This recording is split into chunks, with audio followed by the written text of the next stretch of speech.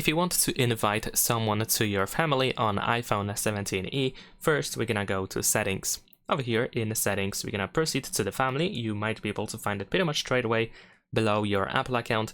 If not, then we're gonna go to the Apple account, and then in here we have the family option as well.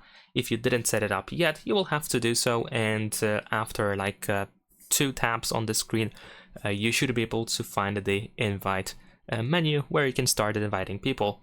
But if you already have the family and now you want to invite more people, or if you want to invite anyone at this point, you should be able to tap on this icon here in the upper right corner. And then we have the invite menu again.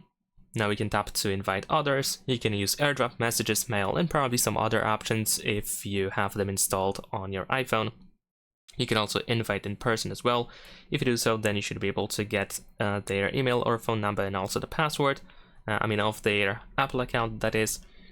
And if you decide to use airdrop, messages, or mail, then of course you should be able to then choose the other person or their iPhone, I guess.